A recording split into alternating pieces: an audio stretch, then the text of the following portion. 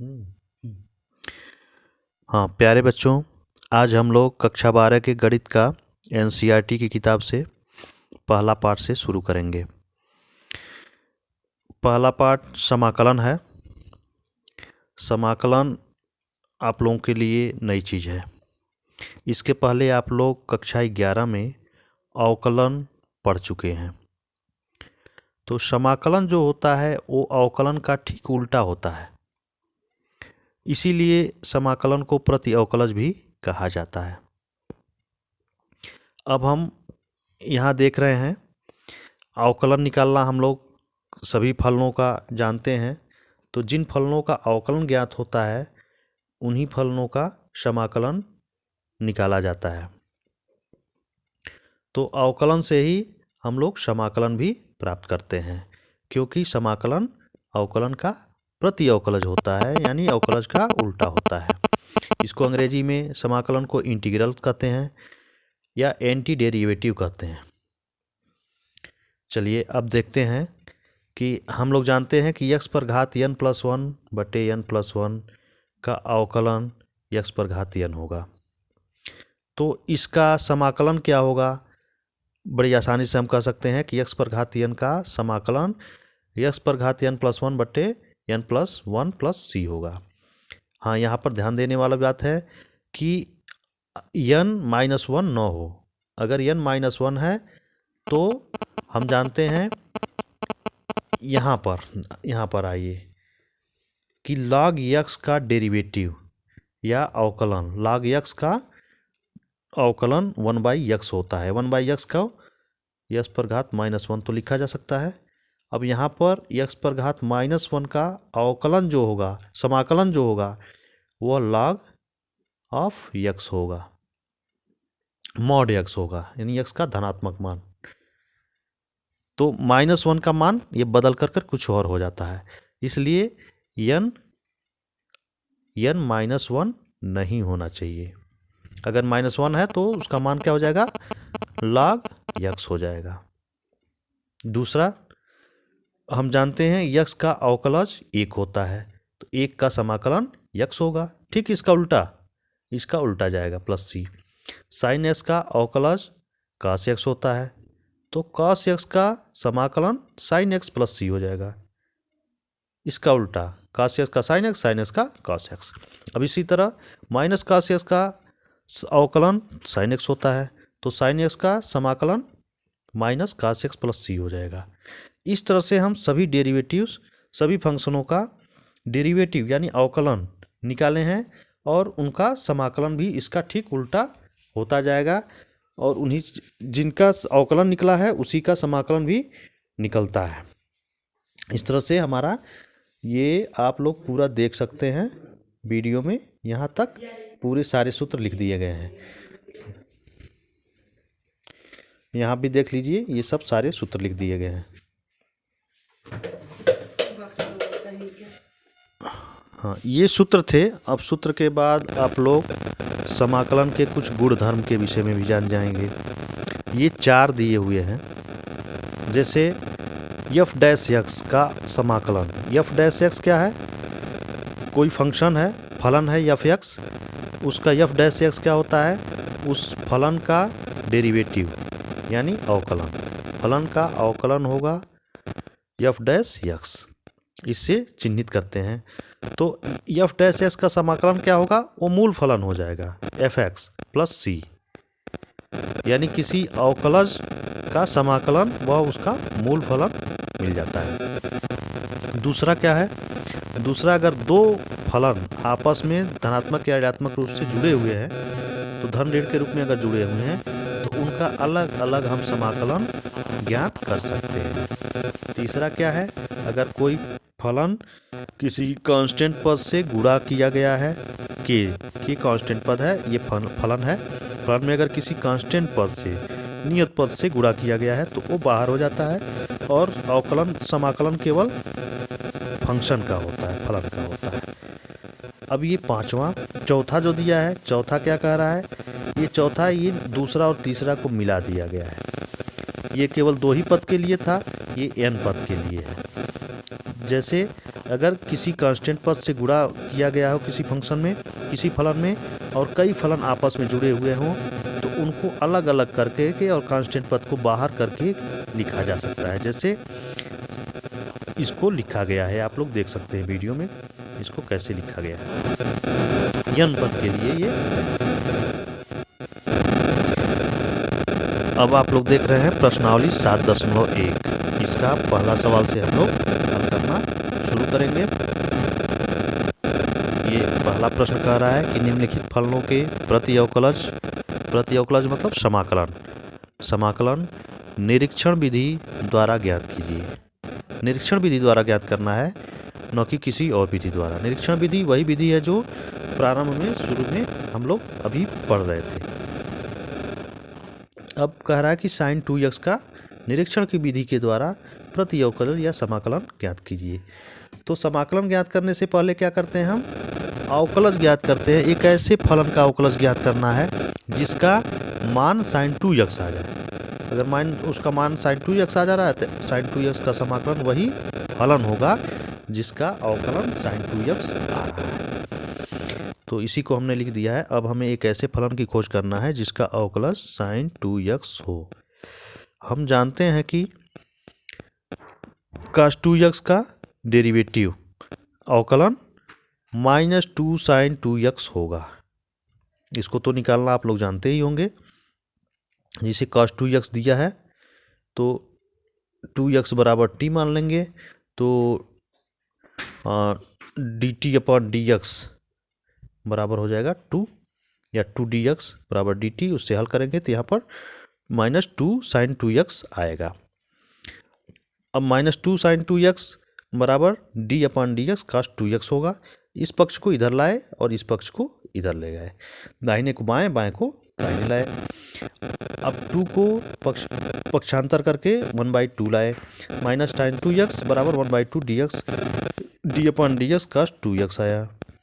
Minus sin 2x बराबर d/dx। अब 1/2 जो बाहर था उसको अंदर कर लिए, 1/2 cos 2x कर लिए। अब 1/2 cos 2x का ये माइनस sin 2x का दोनों तरफ हमने -1 से गुणा कर दिया। ये धन हो गया और ये ऋण हो गया, या ऋणात्मक चिन्ह इधर ला दिए। तो अब ये ऋण हो गया। अब ऋण को भी अंदर ले जाएंगे तो दूसरी लाइन में हमने लिख दिया sin 2x बराबर d/dx -1/2 cos 2x। यानी हम देख रहे हैं कि -1/2 cos 2x का डेरिवेटिव कहिए या अवकलज sin 2x आ रहा है। तो sin 2x का समाकलन क्या आएगा, -1/2 cos 2x आएगा। साइन, जैसा कि परिभाषा हमने शुरू में कह दिया था कि जिस फंक्शन का डेरिवेटिव जो आएगा उसका समाकलन वही मूल फंक्शन ही होगा। यहाँ पर मूल फंक्शन ही मिल गया हमको, -1/2 cos 2x प्लस c। अब देखिए cos 3x dx का मान प्राप्त करना है। अब हमें एक ऐसे फलन की खोज करना है जिसका अवकलज cos 3x हो।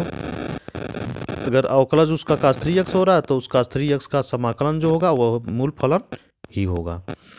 तो cos sin 3x d/dx sin 3x का हमने एक फंक्शन खोजा sin 3x जिसका अवकलज क्या होगा, 3 cos 3x होगा।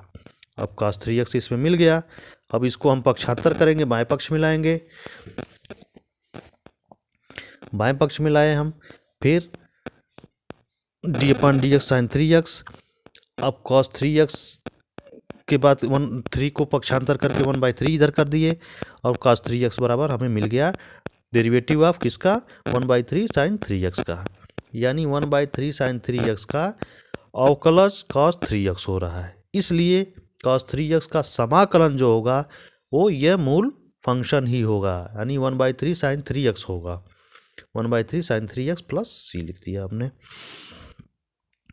e⁻2x dx का मान ज्ञात करना है। अब इसको भी इसी तरह हमने हल किया है कि हमें एक ऐसे फलन को ज्ञात करना है जिसका अवकलन e⁻2x हो। हम जानते हैं e⁻2x का डिफरेंशिएशन अवकलज या डेरिवेटिव 2e⁻2x है। डेरिवेटिव तो आप लोग 11 में जानते ही हैं निकालना, ई टू द पावर 2x का 2 ई टू द पावर 2x आएगा।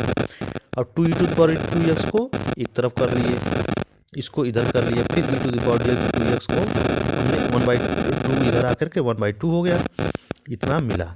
यानी 1/2 e to the power 2x का डेरिवेटिव जो होगा, अवकलज जो होगा, ई टू द पावर 2x होगा। इसलिए ई टू द पावर 2x का समाकलन यह मूल पद ही होगा, बराबर 1/2 e to the power 2x plus c। अब प्रश्न चौथा, हाँ चौथा प्रश्न, ax प्लस बी का होल स्क्वायर पर घात 2 दिया हुआ है। आप लोग पीछे पढ़ चुके होंगे, a प्लस बी का होल स्क्वायर, उसी सूत्र पर हमने इसको तोड़ दिया है। ax बराबर a मान लिया और b को b मान लिया, तो a प्लस बी, यह पहला पद a, दूसरा पद plus b, a plus b का होल स्क्वायर घात 2 क्या होगा, a square plus b square plus 2ab होता है ना। a प्लस बी का होल स्क्वायर बराबर a square plus b square plus 2ab। इस सूत्र का हमने प्रयोग किया है, a square plus 2ab plus b square, या इसी को कह सकते हैं a स्क्वायर धन बी स्क्वायर धन 2ab कह सकते हैं ना। उसी पर हमने इसको तोड़ दिया है, थोड़ा बड़ा कर दिया है dx। अब इसमें प्रगुण चौथा का प्रयोग करेंगे कि सभी पदों को अलग अलग समाकलन ज्ञात किया जा सकता है। तो a square x square dx एक जगह कर लिए, b स्क्वायर dx एक जगह कर लिए और 2abx dx एक जगह कर लिए। अब हम जानते हैं किसी कांस्टेंट पद से किसी फलन में अगर गुणा हो तो कांस्टेंट पद को बाहर कर लेते हैं। तो हमने कांस्टेंट पद को बाहर कर लिया, ए स्क्वायर क्या है, कांस्टेंट पद है, बाहर कर लिया एक्स स्क्वायर dx। फिर बी स्क्वायर क्या है, ये भी कांस्टेंट पद है, तो बी स्क्वायर को हमने बाहर कर लिया, यहाँ पर सिर्फ एक बचेगा। अब 2ab कांस्टेंट पद है, इसको भी बाहर कर लिया, x केवल बचा x dx। अब हम जानते हैं एक्स स्क्वायर यानी x पर घात n वाला सूत्र लगाएंगे, n+1 बटे n+1, जो पीछे हमने सूत्र पढ़ा है। पहला सूत्र तो यही है कि x पर घात n+1 बटे n+1 का derivative x to the power n होगा। x to the power n का इंटीग्रेशन जो होगा वो x पर n+1 बटे n+1 प्लस c होगा। अब इसी सूत्र का हम प्रयोग करके और यहाँ पर हल करेंगे, x पर घात n+1 बटे n+1, यानी n का जगह 2 है, 2+1 बटे 2+1, a स्क्वायर x पर घात 3 बटे 3 धन 20। अब यहाँ पर 1 dx का अवकलन जो हुआ है, समाकलन x आएगा। ये भी हमने दूसरा सूत्र जो पढ़ा है, अवकलन 1 होगा तो 1 का समाकलन x प्लस c होगा। तो उसी हम प्रयोग कर रहे हैं कि 1 का समाकलन क्या होगा, x होगा, x प्लस c2 हमने बी स्क्वायर पहले से था, B square x plus c2 हमने लिख दिया। अब तीसरा पद हमारा है x पर घात 1 है, तो n+1 यानी 1+1 बराबर 2 बटे n+1 यानी 2, तो 2 ये आ जाएगा, x पर घात 2 बटे 2। अब ये 2 ये भी पहले से है, तो इस 2 से ये 2 तो कट गया, प्लस c3। अब यहाँ हल करके हम इसका मान लिख दिए, a स्क्वायर x पर घात 3 बटे 3 धन b स्क्वायर x धन ab x square c1 c2 c3 तीनों को जोड़ करके इकट्ठे c लिख दिए। अब हम पांचवें प्रश्न पर आते हैं। पांचवा प्रश्न कर रहा है sin 2x minus 4 e to the power 3x का समाकलन ज्ञात कीजिए निरीक्षण विधि के द्वारा। ये समाकलन का चिन्ह हमने लगा दिया, dx बराबर साइन। अब इसको प्रगुण चौथा का प्रयोग करके हम अलग अलग कर लेते हैं। sin 2x dx अलग कर लिए, 4 e to the power 3x dx, इसको भी अलग अलग हम समाकलन ज्ञात करेंगे। प्रश्न पहले में हम लोग sin 2x dx का समाकलन ज्ञात कर चुके हैं, हमको केवल इस पद का समाकलन ज्ञात करना है।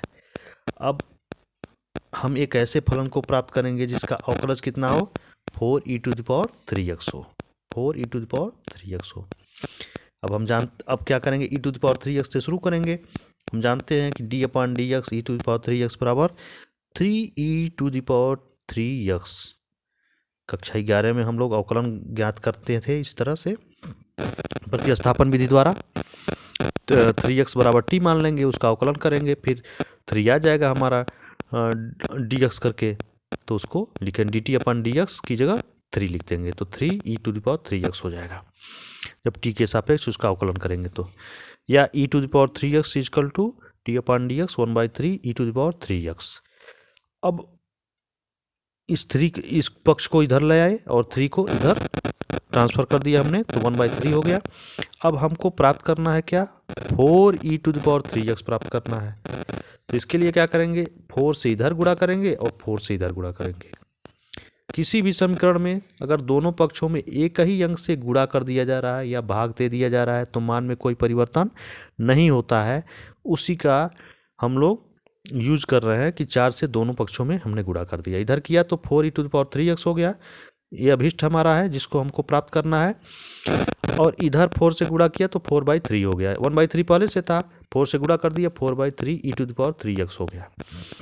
अब हम लिख सकते हैं, अगर इसका अवकलन 4e⁻3x हो रहा है तो 4e⁻3x का समाकलन जो होगा वह इतना हमें प्राप्त हो जाएगा। इस तरह से हमारा ये दूसरा पद का भी मान ज्ञात हो गया।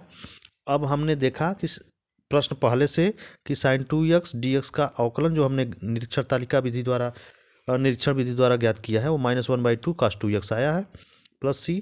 तो ये एक पद ये निकल गया, एक पद ये ज्ञात हो गया। अब इन दोनों पदों का मान यहाँ पर हमने रख दिया है, एक यहाँ पर एक यहाँ पर, और दोनों की जगह दोनों c1 c2 की जगह हमने एक c कांस्टेंट रख दिया है, ये हमारा मान हो जाएगा इसका। और इस प्रकार हमारा प्रश्न ये हल हो गया। अब आगे के प्रश्नों को हम पुनः हल करेंगे अगले वीडियो में।